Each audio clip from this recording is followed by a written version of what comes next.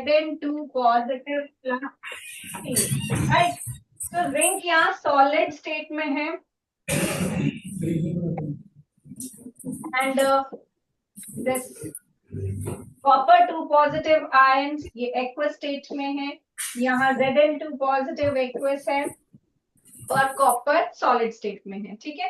तो हम यहाँ सिर्फ आयंस की कंसंट्रेशन लेते हैं, सॉलिड वाले एलिमेंट को कंसिडर नहीं करते। आयंस की कंसंट्रेशन क्वेश्चन में गिवन होती है, जनरली ऐसी भी होगी 0.01 या 0.1 मोलर, इस तरीके से कंसंट्रेशन गिवन होती है, ठीक है। एन फाइंड करना आता है सबको, से यस और नो, जिसको नहीं आता आराम से नो बोलो। एन फाइंड कर लेते हो? No ma'am, I take it as no if I don't hear yes, ठीक है। एन क्या मतलब है? एन का मतलब होता है कितने नंबर ऑफ इलेक्ट्रॉन्स का एक्सचेंज हुआ है।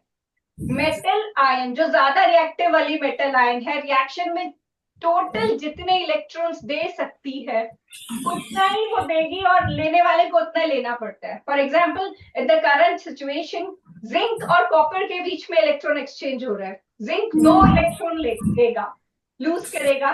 तो जिंक अगर 2 इलेक्ट्रॉन्स लूज करके Zn से Zn2 पॉजिटिव बना रहा है, तो ये 2 इलेक्ट्रॉन को कॉपर को एक्सेप्ट करना ही पड़ेगा।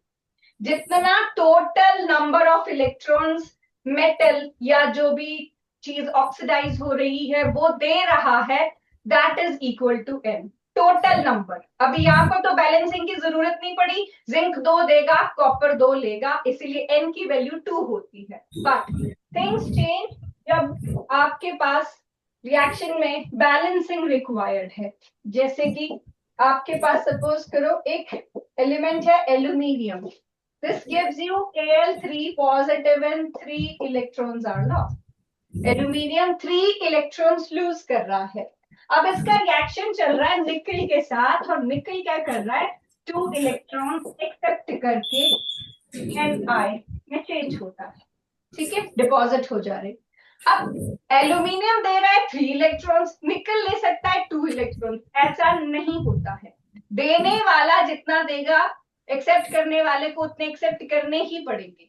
तो ये कहता है कि मैं 3 तो नहीं कर सकता, लेकिन अगर तुम 2 एल्यूमिनियम मिलके टोटल 6 इलेक्ट्रॉन्स लूज करो तो मैं 3 निकल आयंस लेके टोटल 6 इलेक्ट्रॉन्स एक्सेप्ट कर सकता हूं, ठीक है। मतलब अब 2 एल्यूमिनियम मिलके 6 इलेक्ट्रॉन्स लूज कर रहा है और 3Ni2 पॉजिटिव मिलकर यहाँ पर 6 इलेक्ट्रॉन्स गेन कर रहा है, ठीक है। तो इसको हम कैसे प्रेजेंट कर सकते हैं इंडिविजुअल इक्वेशन में, ठीक।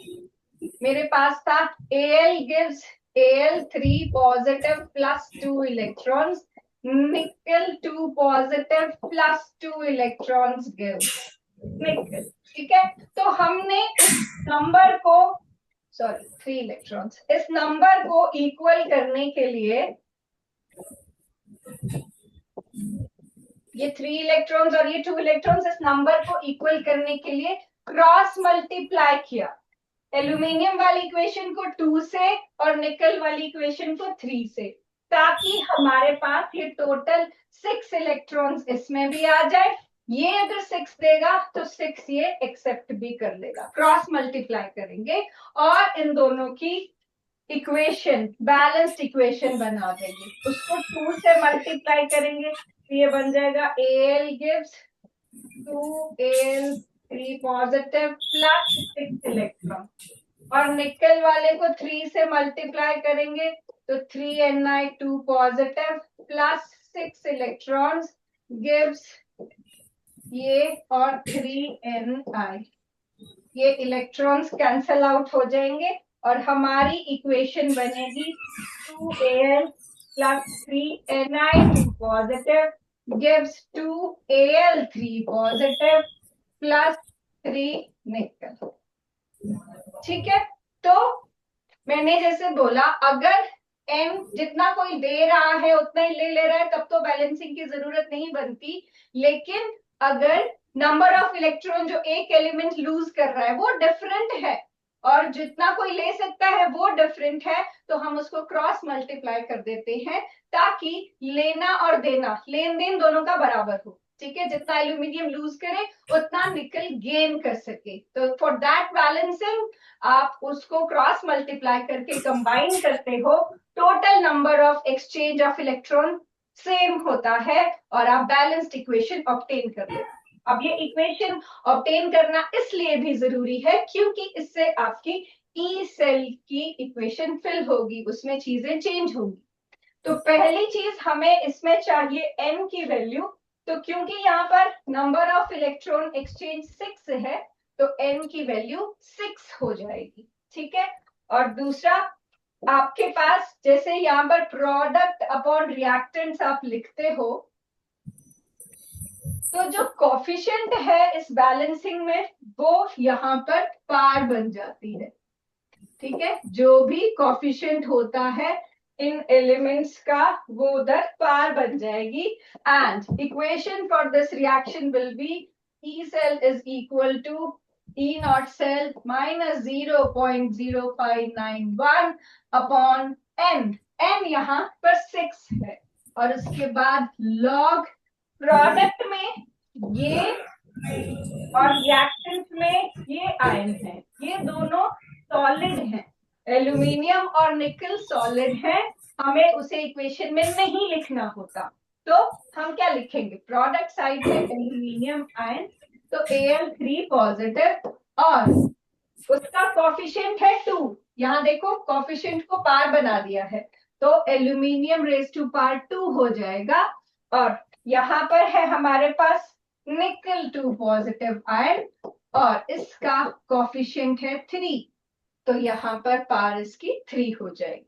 ठीक है, तो n का ध्यान रखना है, और अगर n के लिए आपको बैलेंसिंग की जरूरत है तो वहां पर लॉग के बाद ये चीज भी आपको पुट करनी पड़ेगी।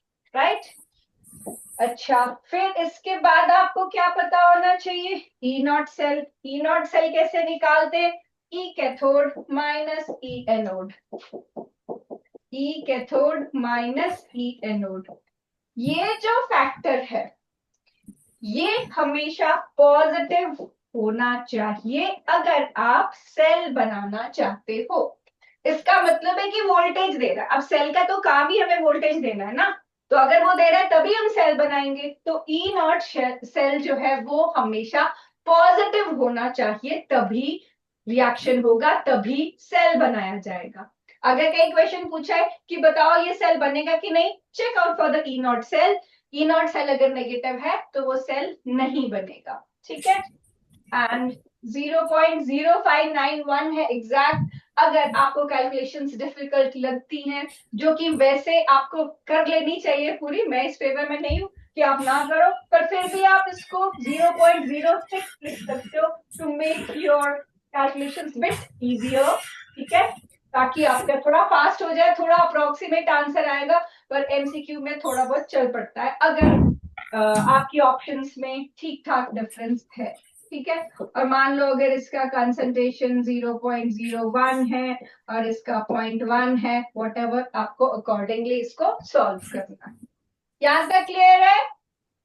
कोई क्वेश्चन आपको, कोई डाउट?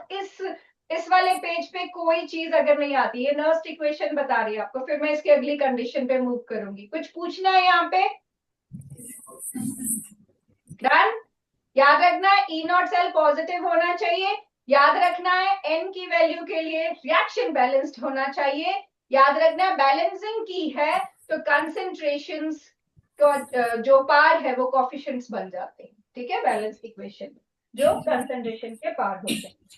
एन कम्स इसी रिएक्शन में अगर आप इक्विलिब्रियम रीच कर चुके, रिएक्शन इक्विलिब्रियम पे है, तो क्या होता है?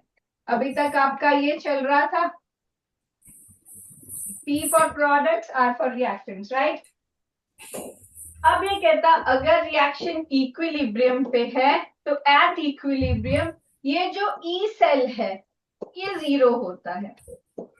क्या होता है इक्विलिब्रियम पे? बराबर, जितना इधर से इधर जा रहे इलेक्ट्रॉन्स उतना ही इधर से इधर जा रहे हैं, जितनी वोल्टेज मिल रही है उतनी वोल्टेज लग रही है, तो इक्वल एंड ऑपोजिट है, कैंसल आउट हो जाता है, ठीक है। तो ई सेल जीरो हो जाता है कब, जब इक्विलिब्रियम पे है। तो क्वेश्चन को ध्यान से पढ़ना है कि क्या इक्विलिब्रियम दिया हुआ है। कई बार बच्चे सोचते हैं, ढंग से नहीं पढ़ते और सोचते इसमें ई सेल की तो वैल्यू नहीं दी है। तो अगर इक्विलिब्रियम बोला हुआ है, ई सेल की वैल्यू जीरो पुट करनी है, तो इक्वेशन क्या रह जाएगी, ये इक्वेशन बन जाएगी E not cell is equal to 0.059 upon n। अब इक्विलिब्रियम पे, जैसे आप इक्विलिब्रियम चैप्टर पढ़ते हो +1 में, तो concentration of product upon reactant को हम क्या बोल सकते हैं, इक्विलिब्रियम कांस्टेंट, के से रिप्रेजेंट करते हैं, ठीक है। लॉ ऑफ मास एक्शन में हम करते हैं concentration of product upon reactant को हम के इक्विलिब्रियम कांस्टेंट से रिप्रेजेंट करते हैं। तो यहां आ जाता है आपके पास इक्विलिब्रियम कांस्टेंट, ठीक है। अब देखो, वैसे तो लॉग सॉल्व करने के लिए लॉग टेबल होता है, बट क्योंकि आप हर वक्त लॉग टेबल के वो लंबे से रूल लेके दो दो टेबल्स में से वैल्यू सर्च करके ऐड करके इतना लंबा प्रोसीजर को फॉलो करने के बजाय मैं सिर्फ बोलती हूँ कि log 2 और log 3 याद कर लो, बाकी का सबका जुगाड़ हो जाता है। Let me tell you how. अगर आप लिखना चाहते हो आप लिख सकते हो इस चीज को, because it will help you. Because हर वक्त मैं तो नहीं करवाती हूँ अपने बच्चों को कि हाँ आप लॉग टेबल से देखो, और वैसे भी बोर्ड में आपको लॉग की वैल्यूज, दो लॉग की वैल्यूज ऑलमोस्ट दी होती है, अगर वो log 10 या उसकी पावर से डिफरेंट हो। अदरवाइज मोस्टली आपको 10 की पार्ट्स में लॉग मिल जाएगा। That also you should know how to solve it, right. So क्या है, log 1 तो 0 है, वो तो पता है। आपको याद करना है log 2 एंड log 3, ठीक है। उसके बाद log की दो एंटिटीज याद रख लेनी है, log m into n, log m raised to power n is equal to log m into n। Sorry, what is this, यहाँ लिखते हो मैं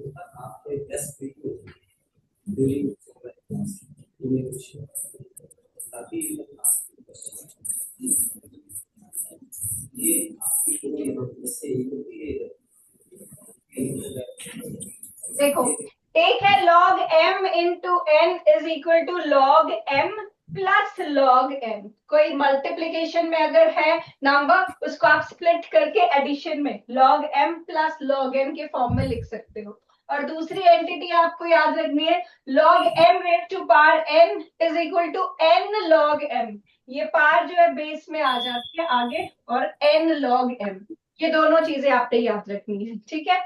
सो अब इसके लिए जैसे आपके पास log 4 है, तो log 4 can be written as log 2 raised to power 2। 2 raised to power 2 would mean 2 into log 2। तो log 2 की वैल्यू तो आपके पास है, इसको बस 2 से मल्टीप्लाई करना है, तो आ जाएगा 0.3010 is equal to 0.6020। एग्जैक्ट तो 6021 होती है, but it is okay, fourth decimal point पे इतना कोई फर्क नहीं पड़ता, ठीक है। तो log 4 की वैल्यू आ गई। log 5 को आप फिलहाल होल्ड पे रख दो। log 6 है log 2 into 3 which is equal to, according to this entity, this is equal to log 2 plus log 3। Add कर दो, log 2 और log 3 की वैल्यू मैंने आपको याद करने को बोला है, तो दिस विल गिव यू 7781, ठीक है। अब ये है 60, ये है 77, तो इसके बीच की वैल्यू आप log 5 के लिए लगा सकते हो। ऑलमोस्ट 68 या 69 के करीब आप log 5 को सोच सकते हो, ठीक है। इससे आपका काम हो जाएगा। Then comes log 7. Log 7 छोड़ दो, come to log 8. Log 8 can be written as log 2 का cube, which is equal to 3 into log 2। तो log 2 को 3 से मल्टीप्लाई कर दो, दिस गिव्स यू 9030। ठीक है, पहले यहां तक लिखो फटाफट दोनों एंटिटी और log 8 तक की वैल्यू, फिर 9 और 10 भी लिखाती हूँ मेरे पास।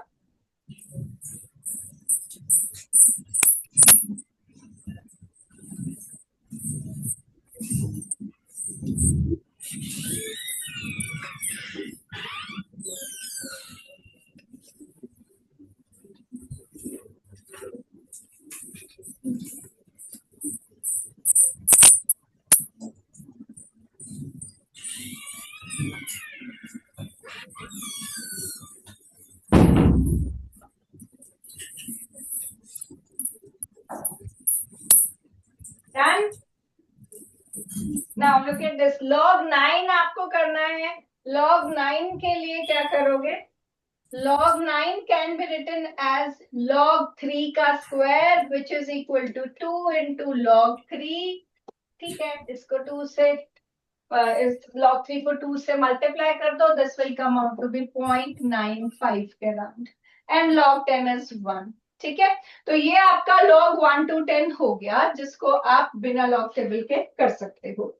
फिर आती है हमारी एंटी लॉग की। एंटी लॉग में अगर बेटा लॉग की वैल्यूज याद होंगी ना इस तरीके से एटलीस्ट, तो एंटी लॉग भी आप बिना टेबल के निकाल सकते हैं। ठीक है, देखो अगर पहले मैं एक एग्जांपल देके आपको बताती हूँ, आप ये लिख लोगे तो बेटर होगा, क्योंकि एंटी लॉग निकालना भूल जाता है और ये पॉजिटिव और नेगेटिव के लिए अलग अलग है। ठीक है, तो आपको मैं बताती हूँ पहले एंटी लॉग निकालना। एक साइड हम पॉजिटिव वैल्यू के लिए कर लेते हैं और एक साइड नेगेटिव वैल्यू के लिए। ठीक है, मान लो आपके पास है एंटी लॉग ऑफ 35.55। ठीक है, ये आपको इसका एंटी लॉग निकालना है। और दूसरा है आपके पास एंटी लॉग -35.55। ठीक है, ये लॉग की वैल्यूज आपको निकालनी है। सो पॉजिटिव वाले में तो क्या है, हम ये करते हैं कि जो डेसिमल पॉइंट से पहले का नंबर है इसको आप 10 की पार बना दो, मेक इट पार ऑफ 10। ठीक है, और डेसिमल के बाद का जो नंबर है आपको ये देखना है कि किस नंबर के लॉग की वैल्यू है। ठीक है, मतलब 35 है तो ठीक है, 10⁻⁵ तो मेरा हो गया सीधे ही। अब मुझे देखना है 0.55 किस नंबर के लॉग की वैल्यू है। अब ऐसे सब कुछ एकदम से याद तो होगा नहीं आपको, लेकिन आपको log 2 तो याद रखना है 0.30। ठीक है, अगर चारों डिजिट नहीं होते स्टार्ट विद 2 डिजिट्स, वैल्यूज मिल जाएंगी। मैं कह रही हूँ बस आपको अगर अपना क्वेश्चन की प्रैक्टिस करनी है तो जितना ज्यादा आप खुद करोगे उतना बेटर होगा। तो 0.30 log 2 की वैल्यू है और 0.60 log 4 की वैल्यू है। तो 60 से तो कम है ना, तो अप्रोक्सीमेटली 3.6 या 3.7 के करीब इसका आ जाएगा। This is an approximate method, could be accurate, more accurate, पर आपके लिए इतना अभी प्रैक्टिस के लिए काफी होता है। ठीक है, तो ये तो आर बन गया, और ये किस नंबर के लॉग की वैल्यू, तो मैं कह दूंगी अप्रोक्सीमेटली 3.8 की वैल्यू है। तो आपका जो आंसर आएगा विद टेबल भी आप देखना अप्रोक्सीमेट, पार तो बिल्कुल सेम आएगी, 3.7 हो सकता है, 3.75 हो सकता है, ऐसे करके कुछ भी वैल्यू हो सकती है। ठीक है, अच्छा, लेकिन जब आपको नेगेटिव वैल्यू का एंटीलॉग निकालना है तो आपको एक स्टेप एक्स्ट्रा हो जाता है। आपको क्या करना है, इस नंबर में 1 ऐड करना है। ठीक है, दिस बिकम्स 36 बार, एंड अगर यहां पर 2 डिजिट्स है you have to subtract from 100। 100 minus 55 is 45। ठीक है, तो सब्ट्रैक्ट फ्रॉम 100। अगर सिंगल डिजिट है सब्ट्रैक्ट फ्रॉम 10, अगर ट्रिपल डिजिट है सब्ट्रैक्ट फ्रॉम 1000। ठीक है, तो इसका आ गया 36.45। राइट, अब क्या करना है, अब आपको इसको 10 की पार बना देना है, मेक इट पार ऑफ 10, ठीक है। तो ये बन जाएगा 10⁻⁻36। और ये क्या है, ये वही, ये किस नंबर के लॉग की वैल्यू है। तो log 2 था 0.30, log 3 था 0.47, तो ये 4 5 के करीब है, तो कह लो थोड़ा सा कम है बस। log 4 का 47 था ना log 3 के, तो लेट्स राइट 3 हियर, या 2.9 आप लिख सकते हो क्योंकि थोड़ा सा कम है log 3 से। ठीक है, तो आपकी अप्रोक्सीमेट वैल्यू ये आ जाएगी। ठीक है, लिखना चाहते हो आप या मैं नेक्स्ट स्लाइड पे मूव करूं? Would you like to write it? Yes or no? Yes, ma'am. So make it fast. It's your choice, but it is easy to do this. पर ये स्टेप तो आपको फॉलो करना ही पड़ता है एंटी लॉग निकालने के लिए, फिर आपको प्रॉब्लम नहीं आएगी। हम करेंगे अभी एंटी लॉग का इक्वेशन।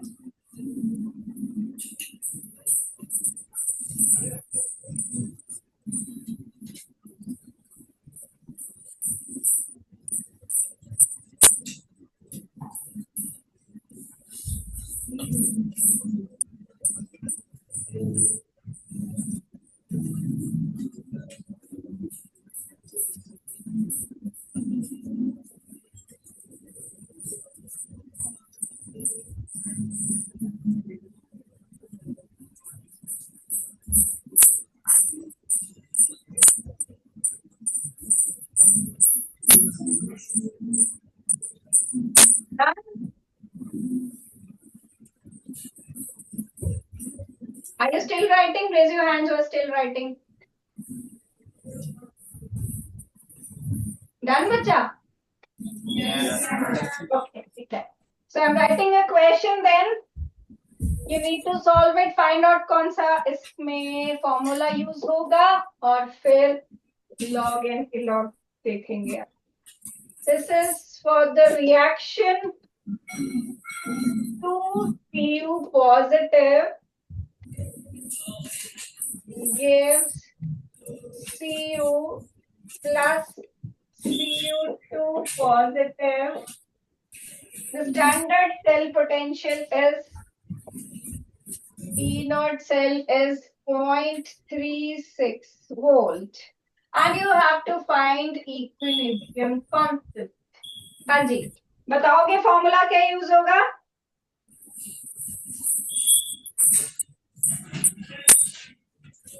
बोलो, फॉर्मूला पता है? अभी तो बताया, इक्विलिब्रियम कांस्टेंट पूछा है, तो इक्विलिब्रियम पे क्या फॉर्मूला होता है नर्स्ट इक्वेशन का? सब मिलके बोलो।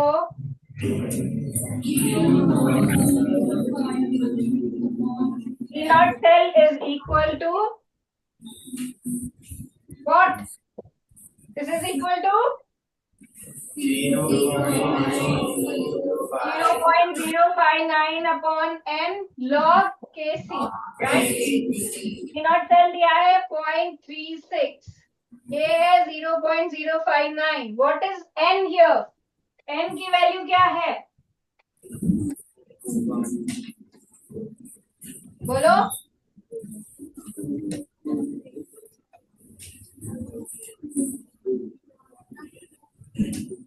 बोलो। Is it 1 or 2? चूज तो करो, 1 है या 2 है?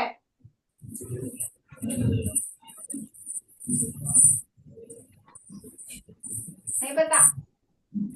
अच्छा, अगर मैं इस इक्वेशन को ऐसे लिख दूं,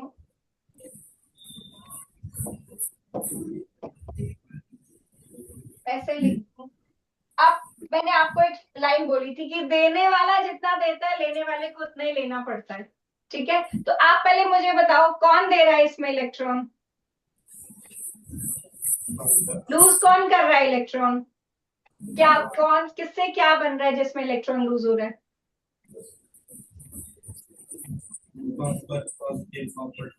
हाँ जी, Cu। अरे बेटा जोर से बोल दो, एक बच्चा बोल दो, मैं कौन सा आपको मारने आ रही हूँ यार, मैं आपके इधर क्यों रही, बोलो। Tell me. फिर अगर आपको एन नहीं पता चलेगा, आगे क्वेश्चन की बात ही नहीं बनती। मैं तो एंटीलॉग पे सोच रही थी कि आप अटकोगे। आप अभी ट्राई तो करो, बताओ तो सही। अगर आप कोशिश करोगे कुछ सोचने की, तब मैं बताऊंगी ना कि ये गलत सोचा, ये सही सोचा। आई टोल्ड यू कि एन हम कैलकुलेट करते हैं ये देख के कि जो मेटल इलेक्ट्रॉन लूज कर रहा है, लॉस ऑफ इलेक्ट्रॉन जिसमें हो रहा है, ऑक्सीडेशन जिसमें हो रही है, वो कितने लूज कर रहे हैं। लूज करने वाला जितने लूज करेगा, गेन करने वाले को उतना गेन करना ही पड़ता है। ठीक है। अब रिएक्टेंट साइड यहाँ पर Cu पॉजिटिव है। अब वो जब लूज करेगा, एक इलेक्ट्रॉन लूज किया या दो लूज किए व्हाटएवर, तो Cu पॉजिटिव जब इलेक्ट्रॉन लूज करेगा तो क्या चार्ज आएगा उस पर? जी जोर से बोलो। पॉजिटिव। ठीक है, तो Cu पॉजिटिव से कोई भी एक ये ले लो, Cu पॉजिटिव से Cu2 पॉजिटिव में जब ये जा रहा है, लूज कर रहा है इलेक्ट्रॉन, कितने लूज कर रहा है?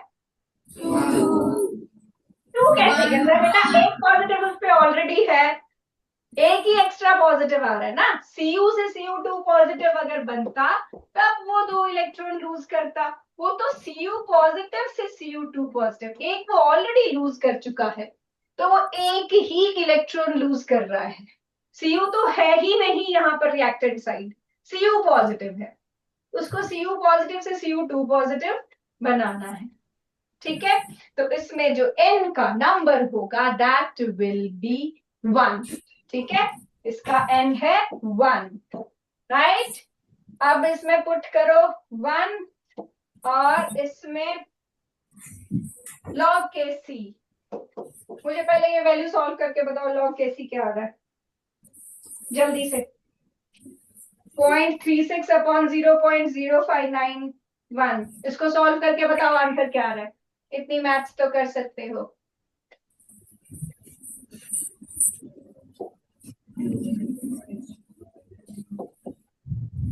How much?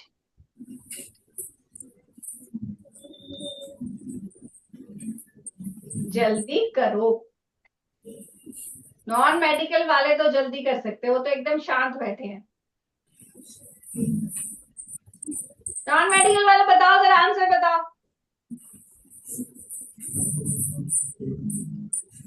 log Kc is equal to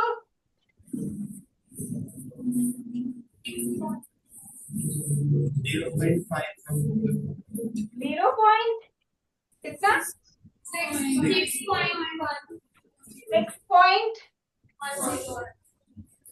okay, मेरा 6.09 आ रहा है, आपका भी 6 पॉइंट समथिंग है। ठीक है, अब इसमें आपने लगाना है एंटीलॉग। अब देखो क्या है कि मेरे पास वो लॉग की वैल्यू आ गई, लेकिन मुझे किसकी चाहिए? मुझे सिर्फ केसी की चाहिए, लॉग नहीं चाहिए मुझे।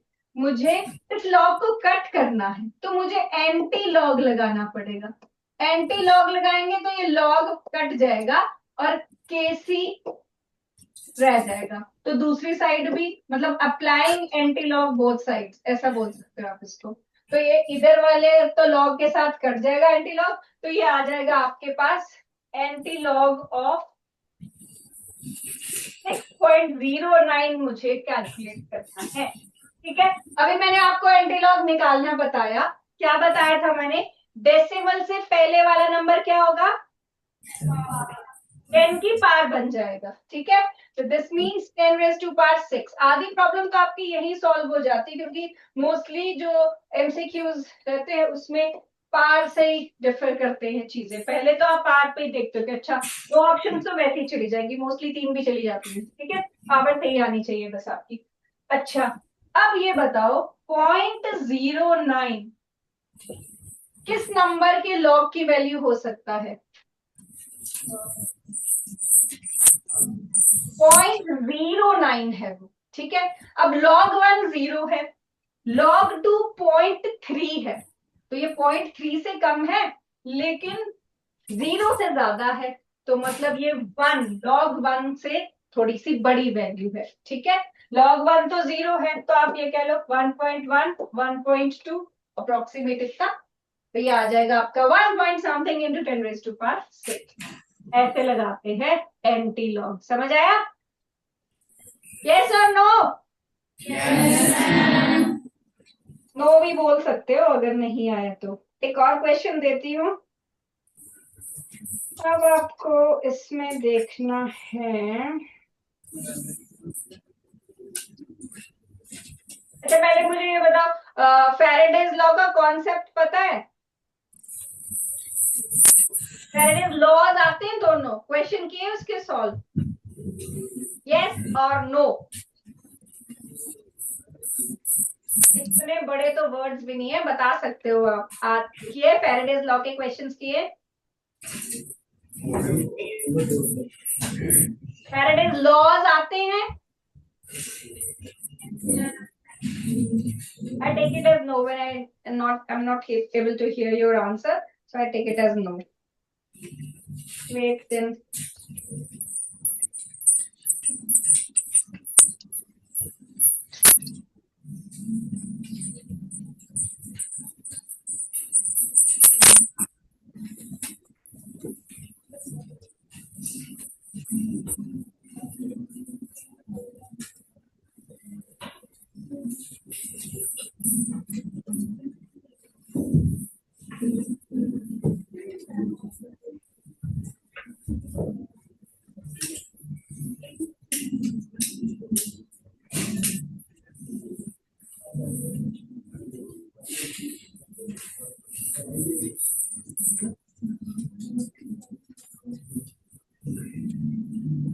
क्वेश्चन दे रही हूँ, एक सॉल्व करने की कोशिश करना।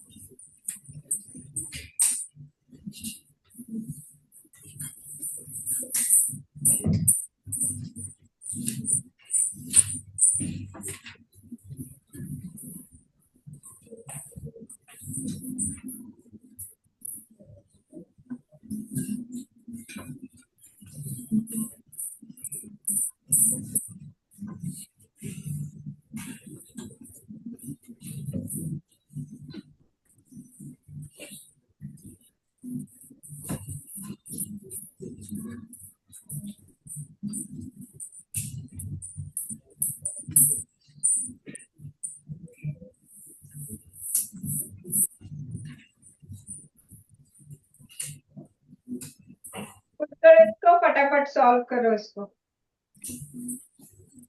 फिर बताओ। अगर नहीं आता है तो मतलब अभी भी नेक्स्ट इक्वेशन नहीं आता है।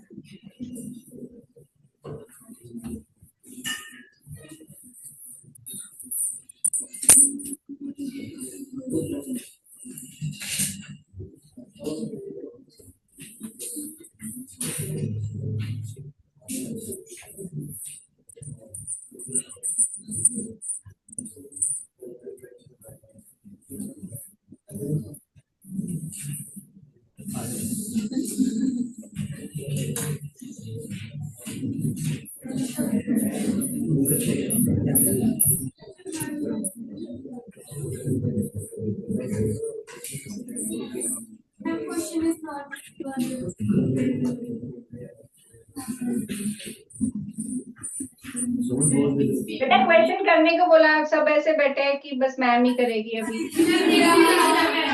कर लिया? नहीं किया? कर लिया कि नहीं किया? जल्दी करो। You surprise me. कुछ नहीं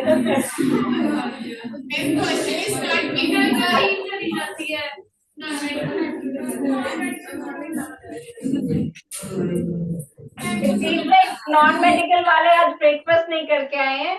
कोई इनमें ना एनर्जी है ना कोई रिस्पॉन्स. स्माइल देने के लिए भी इनको बहुत एनर्जी की जरूरत है.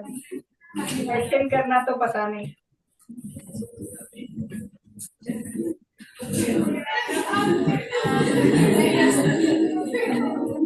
करो करो फटाफट.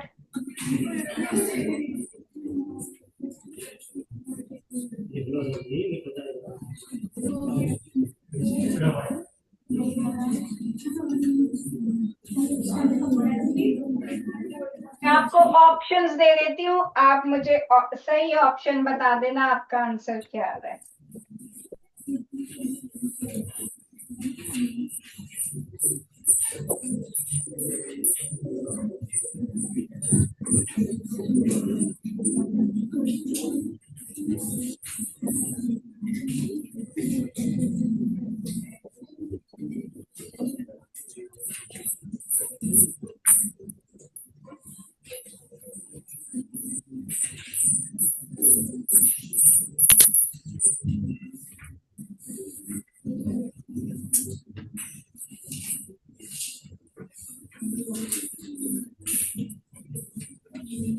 मुझे मेडिकल के फर्स्ट 2 बेंचेस जो दिख रहे हैं उनकी कॉपी सामने दिख रही है. उनके हाथ ऐसे दिख रहे हैं.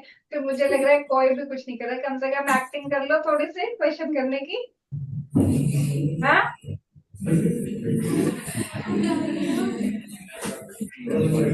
बिना प्रैक्टिस किए तो बेटा कुछ भी नहीं आता. ट्राई तो करना पड़ेगा ना. कम से कम आप फॉर्मूला देखो कौन सा लगेगा. जो चीजें इसमें गिवन है वो पुट करो. ठीक है. बात देखो ना प्रॉब्लम कहाँ आ रही है. अगर क्वेश्चन सॉल्व भी नहीं करोगे तो चाहे वो कोई भी आपको आके बता दे. जब तक खुद नहीं करोगे तो नहीं हो पाएगा. ट्राई तो करो.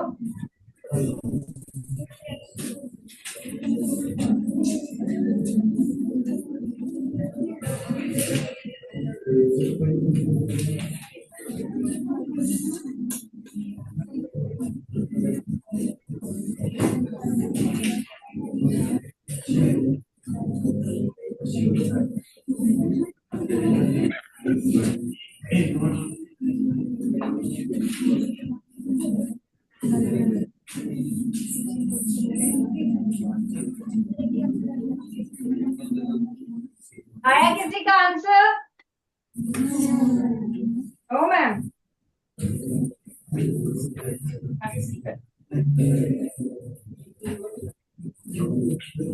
तो आपका क्वेश्चन था what will be the reduction potential of the following half cell reaction at 298 Kelvin. इसमें आपको Ag positive की concentration given है और नॉट सेल गिवन है. हाफ सेल पता है किसको बोलते हैं? जिसमें सिर्फ ऑक्सीडेशन या सिर्फ रिडक्शन हो रही हो. वो कंप्लीट इक्वेशन नहीं बनेगी. ठीक है. तो इसमें हाफ सेल है जिसमें Ag पॉजिटिव जो आयन है वो एक इलेक्ट्रॉन एक्सेप्ट करके Ag बना रहा है. ठीक है. ये सॉलिड बना रहा है. ठीक है. ये होती है हाफ इक्वेशन. अब इसमें इस इक्वेशन के लिए अगर आप ई सेल लिखोगे तो E cell is equal to E not cell minus 0.059 upon n log concentration of product upon reactant. लेकिन दोनों की होनी चाहिए आयंस. सॉलिड स्टेट की कंसंट्रेशन को हम यूनिटी ले लेते हैं. तो प्रोडक्ट तो खत्म. यहाँ पर रहेगी Ag पॉजिटिव आयन. ठीक है. तो यहाँ पर प्रोडक्ट में तो 1 लिख दिया हमने और यहाँ आ जाएगी Ag पॉजिटिव आयन.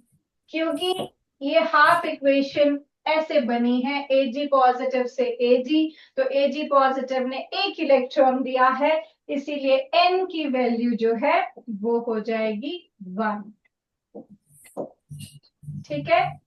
और क्वेश्चन में हमें दिया हुआ है ई नॉट सेल जो कि है 0.80 और हमें दिया हुआ है Ag पॉजिटिव आयन की कंसंट्रेशन जो कि है 0.1 मोलर।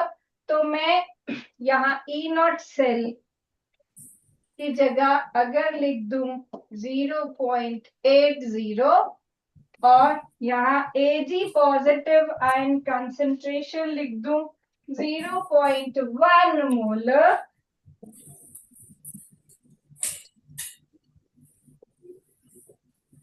तो अब क्या आप ये क्वेश्चन सॉल्व करके आंसर निकाल सकते हो?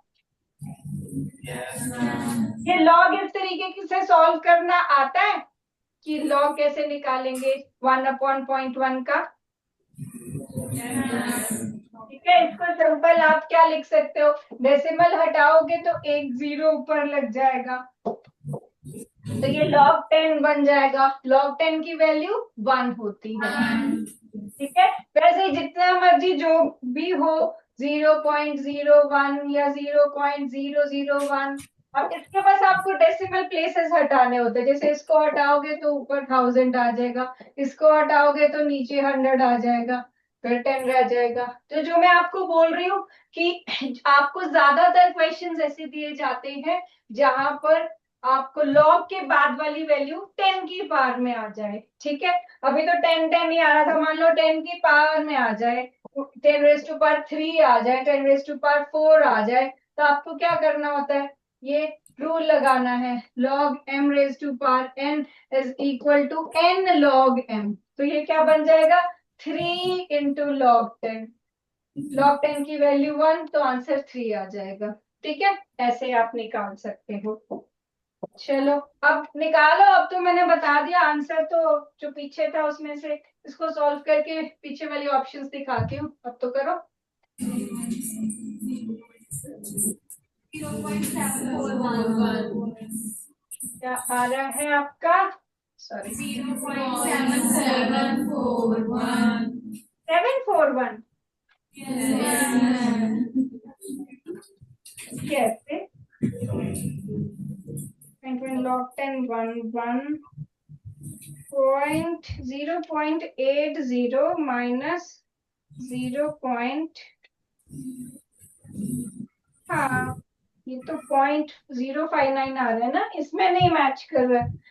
ठीक है, पर जो आप बोल रहे हो वही सही आएगा, बिकॉज एक डेसिमल पॉइंट का उसमें प्रॉब्लम है, 0.059 होता है। ठीक है, ये ऑप्शन है नहीं। ओके, चलो एक और क्वेश्चन करें। यस था या नो था? Yes, ma'am.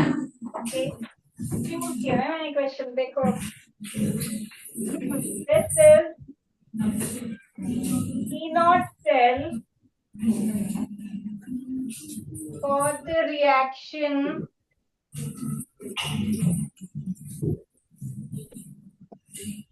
to H2O gives H3O positive plus OH negative at 25 degrees Celsius is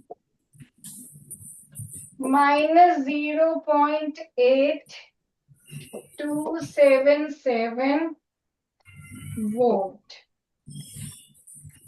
आपको इक्विलिब्रियम कांस्टेंट कैलकुलेट करना है।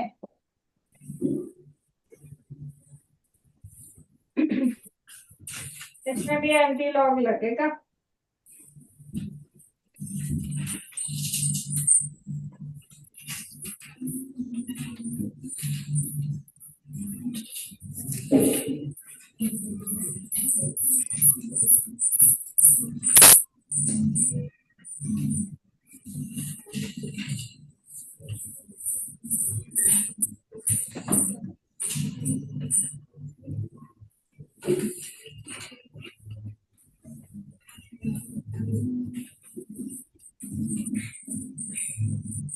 जैसे Cu पॉजिटिव वाला था वैसे ही इक्वेशन है, इसमें भी आप ऐसे सोचो कि दो वाटर के मॉलिक्यूल्स हैं और ये बन रहा है H3O पॉजिटिव और OH नेगेटिव। ठीक है, हाइड्रोनियम आयन। हाइड्रोनियम आयन कैसे बनती है? वाटर में ये दो आयंस प्रेजेंट होते हैं, H पॉजिटिव और OH नेगेटिव। ठीक है, जब एक हाइड्रोजन एक वाटर मॉलिक्यूल अपना H पॉजिटिव दूसरे वाटर मॉलिक्यूल को दे देता है, तब वो बनती है हाइड्रोनियम आयन। ऐसे होता है ना, वाटर होता है और वो अपना लोन पेयर H पॉजिटिव को देके हाइड्रोनियम आयन बनाते हैं, H3O पॉजिटिव बनाता है। ठीक है, क्योंकि ऑक्सीजन अपना लोन पेयर दे रहा होता है H पॉजिटिव को, तो इसके ऊपर एक पॉजिटिव चार्ज, 1 पॉजिटिव चार्ज आ जा रहा है। ठीक है, तो 1 पॉजिटिव का मतलब उसका जो N की वैल्यू है वो है 1। तो आपकी आधी प्रॉब्लम मैंने सॉल्व कर दी कि इस इक्वेशन में जो N की वैल्यू है दैट इज इक्वल टू 1। तो आप बाकी सॉल्व करके मुझे बताओ एंटीलॉग लगा के कि क्या वैल्यू आ रही है और आंसर क्या आ रहा है आपका।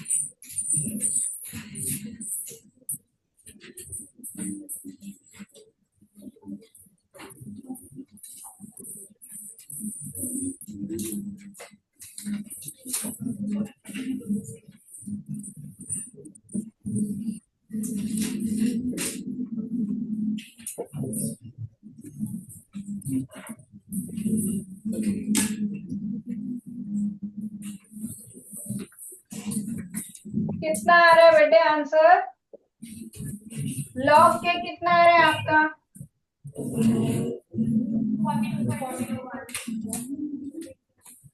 14 आ रहा है।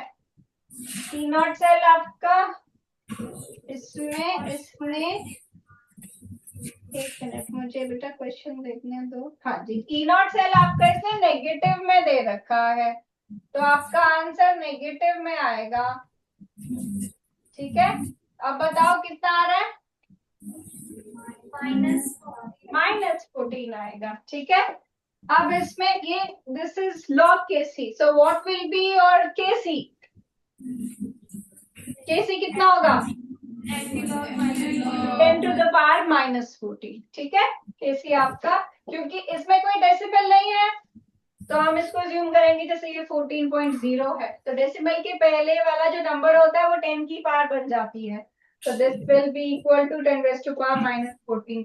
हमें फिर वो दूसरा वाला वो करने की जरूरत नहीं पड़ेगी, इसमें डायरेक्ट वैसे ही आ जाएगा, जो पावर है एज सच वो 10 की पावर बन जाएगी। ठीक है, अब मैं थोड़ा सा फैराडेज लॉ का बता देती हूँ। फर्स्ट इक्वेशन आई होप थोड़ी सी बेटर हुई हो आपकी। मेन आपकी जजमेंट होनी चाहिए एन की, कि एन कितना है। तो आई ट्राइड कि थोड़ा सा अजीब क्वेश्चंस आपको, तो नॉर्मल तो सभी जिंक मरकरी और सॉरी जिंक कॉपर और एल्यूमिनियम निकल तो कॉमन वाले एग्जांपल्स हैं जो एनसीईआरटी में भी गिवन है। ठीक है। दूसरी चीज, वैसे तो दो तीन और चीजें जो नर्स में बहुत वैरायटी है क्वेश्चंस की। एक हाफ इक्वेशन वाला आपने किया, एक पीएच वाला भी आता है। पीएच में जैसे पीएच अगर किसी भी सॉल्यूशन का दिया है, अगर मान लो पीएच दिया है 6, इसका मतलब है एच पॉजिटिव आयन की कंसेंट्रेशन होगी आपकी 10⁻⁻⁶। ठीक है। और अगर कहीं पर आपका हाइड्रोजन जो भी बैलेंस हो रहा है, उसमें आपको कोफिशिएंट को पार भी बनाना पड़ता है। ठीक है। तो पीएच अगर दिया है तो उससे आप एच पॉजिटिव आयन कंसेंट्रेशन निकाल सकते हो। फिर एक टाइप आपका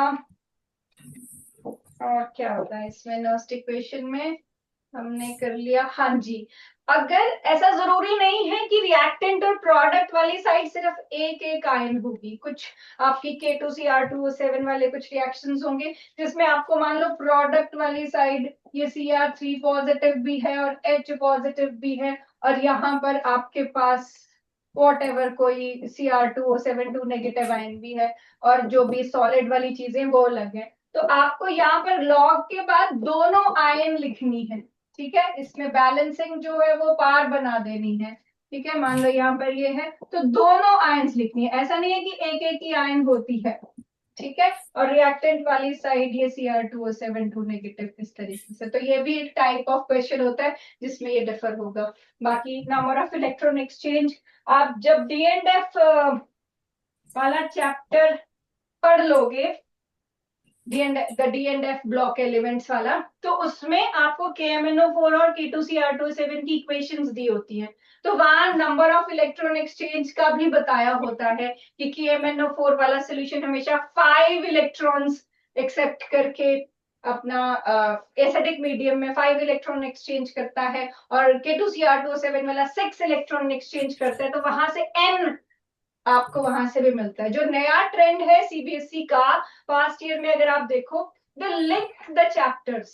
अब वो पता क्या करते हैं, कोई भी ऑर्गेनिक की बैलेंस्ड इक्वेशन, जो अभी आपने ऑर्गेनिक किया नहीं है, ऑर्गेनिक की बैलेंस्ड इक्वेशन को यूज करके उसमें एन नंबर ऑफ आयंस निकाल के वैन हॉफ लगवा देंगे, या फिर उसका एन यूज करके इलेक्ट्रोकेमिस्ट्री में आपके पास नर्स्ट इक्वेशन लगा देंगे। चैप्टर्स को इंटरलिंक किया जाता है, पहले वो टॉपिक्स को इंटरलिंक करते थे।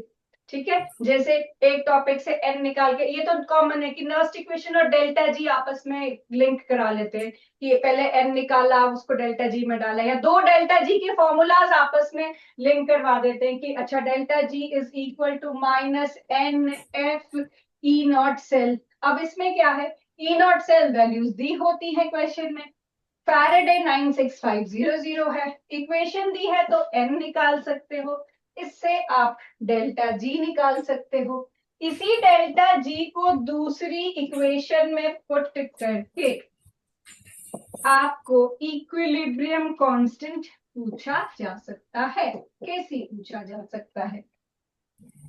तो कैसी पूछा हुआ है और आपके पास डेल्टा जी है नहीं, फॉर्मूला आपके पास ये आर और टी तो पता लग जाएगा। टी आप बाय डिफॉल्ट 298 केल्विन लेते हो, आर 8.314 लेते हो, ये तो लॉग के साथ लग गया, नेचुरल लॉग को नॉर्मल लॉग में चेंज करने के लिए।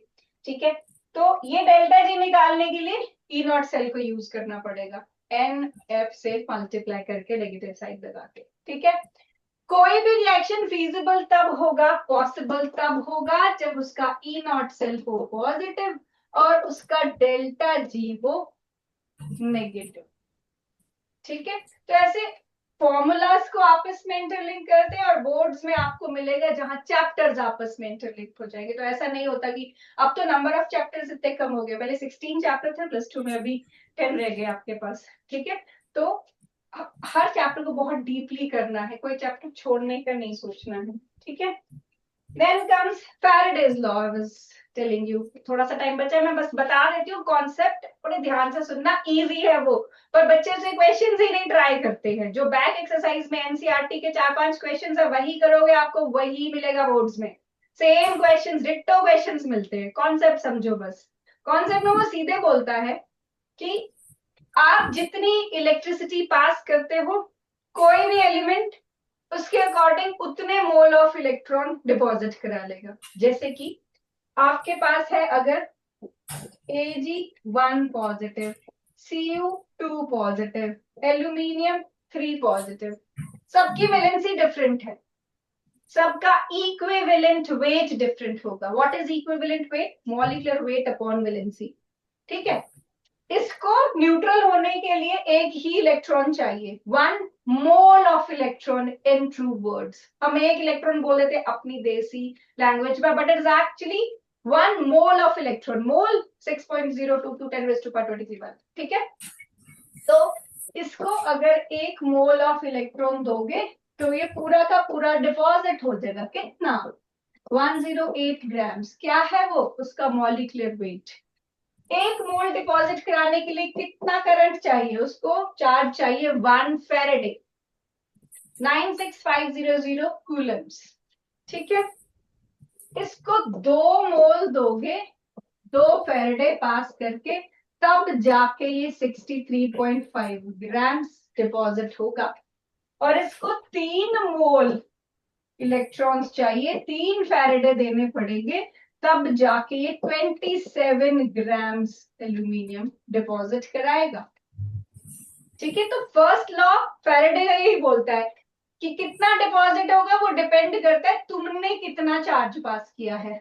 अब अगर तुमने 1 फैराडे दिया, ये 108 ग्राम हो गया। इसमें 1 फैराडे दोगे तो ये कितना? इसका हाफ ही हो पाएगा। इसमें 1 फैराडे दोगे तो इसका 1/3 ही हो पाएगा। और यही सेकंड लॉ है कि अगर तुम सेम अमाउंट दे देते हो तीनों को तो वो बराबर नहीं डिपॉजिट होंगे, अपने अपने इक्विवेलेंट वेट के हिसाब से डिपॉजिट होंगे।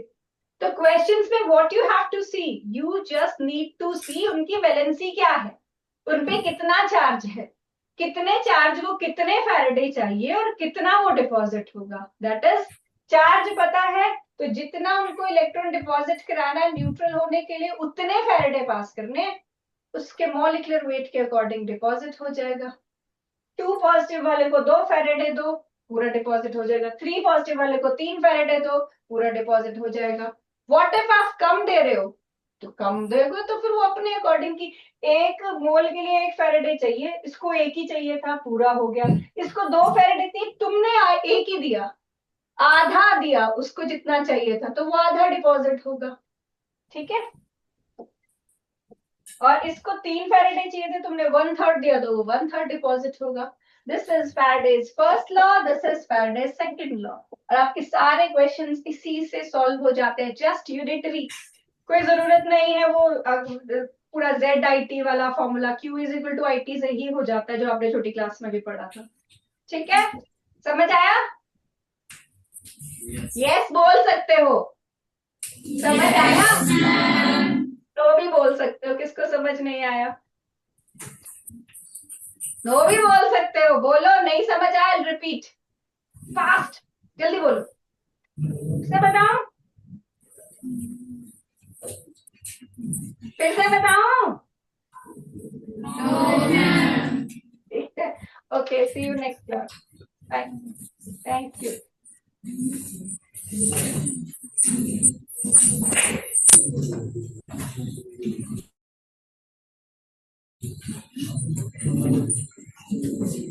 Tapi